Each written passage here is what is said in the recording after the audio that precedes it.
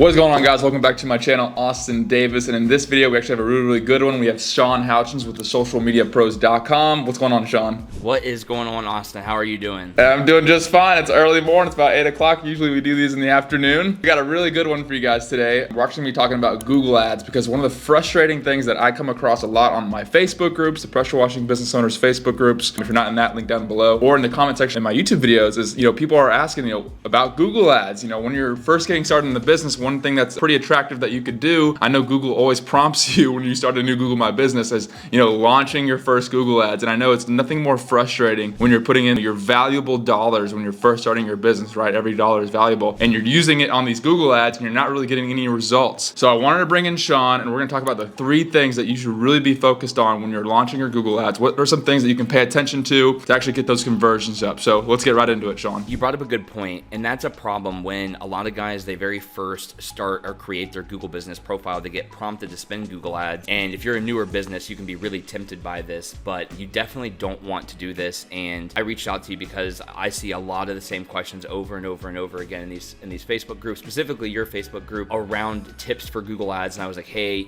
I think that there's something that we can, kind of put out there that will really help people get more leads. But the first one is really just focusing on conversions, and 2 things around that. When you are creating your Google Ads campaign, you have lots of options as far as how to set them up and how to maximize them is how Google kind of specifies this. And the thing that you should be doing is making sure that your Google ad campaign is set up for conversions, not clicks. This is the biggest thing that I see done wrong time and time again. When I go into a Google ad account, somebody will call me and they'll say, hey, I'm not getting any phone calls. I'm spending, hundreds and hundreds of dollars a week. What's going on? I'll take a look. And it's because they've told Google that they want clicks, not conversions. And conversions is just another word for leads. The other side to that is when you set up your Google ad campaign and when you choose conversions, the important thing is that you set up conversion tracking. Now, we obviously don't have time to cover up how to set up conversion tracking, but there are a million YouTube videos out there, and you can just type into YouTube how to set up conversion tracking. But essentially what conversion tracking is it's a little bit of code that your Google ad campaign can give you to put into your website. That way, if somebody clicks on your Google ad and they call you, or they click on your Google ad and they go to your contact form and fill that information out, Google will track this as a lead, and then you can start tracking your average cost per lead. Because if you're just going after clicks, you're not going to know how many conversions you actually had or leads. And if you maximize for conversions but you don't actually set up the conversion tracking, you could get 10 leads in a week, but the Google ad campaign will tell you that you're getting none because you haven't set up conversion tracking. Okay, so that's basically the main difference between the conversions. It's not like if someone clicks on it for leads that they're probably not going to get those same leads. It's just the how to track it, you would say? So it's exactly right. So using the conversion tracking is how you track the conversions. And again, another word for conversions is just leads. But that's important because not only is it good for you to understand, like, is my cost per conversion $40 or is it $100, right? Because if it's $100, that's a problem. For most of you guys out there, if you want to know what a good cost per conversion is, anything under $50, again, market depending, because if you're in a place like Tampa, Florida, or Houston, Texas, it's going to be a little bit more generally speaking. But setting up that conversion tracking not only allows for you to understand what your cost per lead is, but it also helps Google understand what a lead is so that it can optimize on the back end and try to get you more of those conversions. So yeah, you make a good point about that. Another really, really important thing is going to be negative keywords, because I know when I was first getting started in business, when I was trying to run my Google ads, I remember getting these calls saying, I'm running Google ads and I'm getting calls and all excited about getting a call. And it's like, hey, do you repair pressure washers? Like, how'd you get mine about Google? I was like, that doesn't make any sense. And so that's a big thing, is actually going on your Google ads and deleting those negative keywords that you don't want people to search for, you don't want your company to be brought up for. Okay, so can you kind of get into a little bit of that and how someone can take care of that? That is a huge, huge problem. The reason that it's a problem is because with Google Ads, when you put in all the keywords that you want to show up for and start getting leads for, you have a couple of options. You can do exact match, where it's like, if I type in roof cleaning company Houston, you're going to show up. But if, I type in roof cleaning companies in Houston, you may not show up. So what we use is broad match, right? So we just use the words roof cleaning, pressure washing, power washing, etc. And that's what most people do. The problem is exactly like you said. said, is if your keyword pressure washing is in your Google ad campaign and somebody types in pressure washing repair, you're going to show up. And there's lots of other negative keywords just like that. I have a massive list that we use every single time that we set up a Google ad campaign. You know, it's got things like Lowe's, Home Depot, rental, Husqvarna, Briggs and Stratton, you know, things like that, because you don't want to show up for those things because you're going to get a bunch of calls, spend a bunch of money, and it's going to be for things that aren't really what you're looking for. So it is the second most important thing you can do, you know, setting up your conversions first and foremost, making sure that's tracking properly, but then making sure you're not showing up for the wrong types of searches. As long as the keyword is in the search bar, is there, you know, everything's going to pop up. So, I mean, yeah, you definitely want to go in there and delete all those things that you don't want to show up for. Like I said earlier, you can structure your keywords in such a way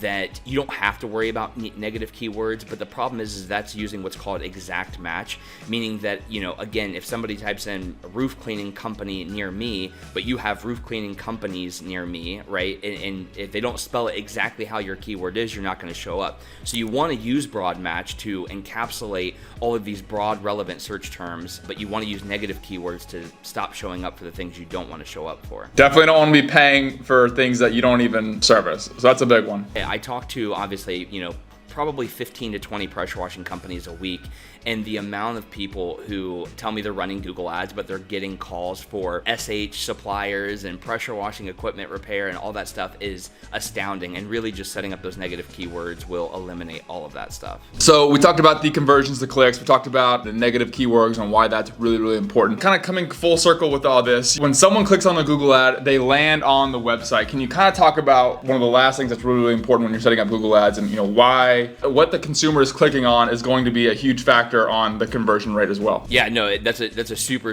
huge point. And for those of you that don't know, when you're running Google ads, you don't have to have a website, but you absolutely should have a website before you run Google ads. And half that battle, honestly, is having a really good website, you know, kind of like you mentioned, because you can be extremely highly trained in Google ads. You can take all of the courses, you can understand Google ads at every level, but if you're sending that traffic to a subpar website, you're going to end up with a high cost per conversion. I actually saw this firsthand last year, where we actually had two clients in the exact same city. One client we had actually designed their website for, and the other client we didn't. They understood that, you know, we were all like, hey, we're going to try this as a test.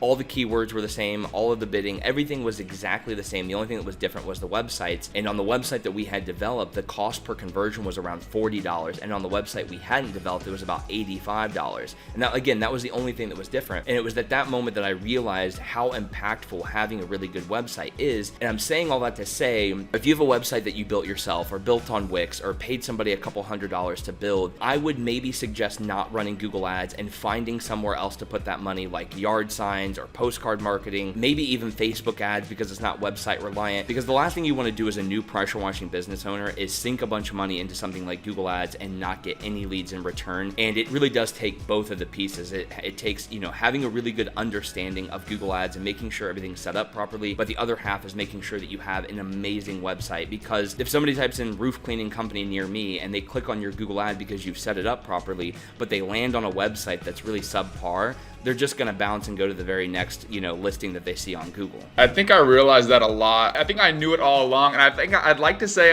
with all the people I'm on my coaching calls with, everyone knows the fact that you really need a good website, but I do think there is a little bit of an ignorance out there, because people think, oh, well, I have a website, I'm fine. And I think for most of my business, I thought the same thing. Oh, I got a website, I'm fine. I got all my calls coming in through organic Google, like Google Map Pack. But man, as soon as I made the switch to you guys, I always knew I wasn't getting any online like website traffic, but I guess I was just kind of ignorant to it. But dude, it's really important having an attractive website, and it's really important when someone lands on a website to the ease of just submitting their information, the 1, 2, 3, the name, number, and service, like boom. And like that's something I didn't have, and the importance of having a website that's just built correctly makes all the difference. It's kind of funny that you brought that up, because I believe we tried Google ads on your old website and didn't have any luck, and like the day after we launched your new website, I remember looking at your cost per conversion, it being like $19, and texting you, and you were like, hey, like this is working almost too well, fast forward, being booked out weeks and weeks in advance, and we had to slow down on Google ads because things were working. And the only difference was was the website, right? Like the difference between your old website and your new website. For those of you that are wondering what some of the big things that can make that impact is having those call to action buttons, the call button, the get a quote button, and the header. On your website, on the homepage, you don't even have to scroll before you see a contact form. It's a short contact form, but it's a contact form nonetheless. And it's a lot of those small things that really can bring that cost per conversion down. But yeah, I was wildly surprised after we set up yours and we had such a good cost per conversion. I think it's just one of those things. If you clicked on your own website and you ask yourself, like, would you submit a lead to these people? I think that's a really good measuring stick right there, because I'm on a lot of websites and stuff, and I hire a lot of services and whatnot, like car mechanics and whatnot. I'm always dealing with my stuff, right? But if I'm on their website and I know it's just, especially over the last 2 years, the process with going through my website people and whatnot and then transferring to you, dude, the website, it literally makes or breaks you. If you don't come from a referral, that's your first impression. That's where it all starts right there. And so if you don't have it right, you're talking about leaving a lot of money on the table. The thing is it's not even about for Google ads. It goes for your Google business profile too. You could have 100 reviews and have the most Google reviews in your city and show up #1 in the map pack for 15 miles. But if somebody clicks on your listing and they click the website and they get taken to a website that's very subpar, they may go to the next company that maybe has a better online presence. And I think we're saying all of that to say that if you're a new pressure washing business owner, you don't necessarily need the best of the best, and you don't have to take out a second mortgage to get a website, but just understand that if your website isn't up to par, that you should maybe spend those dollars elsewhere before you sink a bunch of money into Google and don't get the desired result. All right, guys, so on that note, those 3 things, we talked about the conversions, the clicks, we talked about the negative keywords, and then we also talked about the importance of having a good website set up. That way, when someone actually lands off your Google ad, that actually gives them something to click on and something that's attractive. That way, the actual Google ad has a higher chance of being more successful. So on that note, we're actually gonna wrap this up. And the reason why I wanted to put this video together for you guys is because I know, like I said in the beginning, there's a lot of people getting in the business. One of the really attractive ways that you can start going out there and getting leads, especially if you have no presence online, is the Google ad. So I really wanted to make sure I had something on my channel that you guys can refer to. Hopefully you guys take some notes. And Sean Houchins with the Social Media Approach, all of his information is going to be down below. So if you did want to kind of schedule a call with him, he can kind of go into a little bit further. I know we're kind of limited on these videos. Anything else you want to say, Sean? If anybody has any questions or thinking about running Google ads or any of that stuff, feel free to book a call with me. It's 100% free. Even if you just want to pick my brain, I don't care. I try to help you out the best that I can. And I wanted to try to get more content out around this because I know guys are burning lots of cash and not getting any calls, and it can crush small businesses. Yeah, we want you to save your money, and we want you guys to make more money. We don't want you to burn more money. With that being said, we're gonna peace out of here, and we'll see y'all in the next video. See you guys later.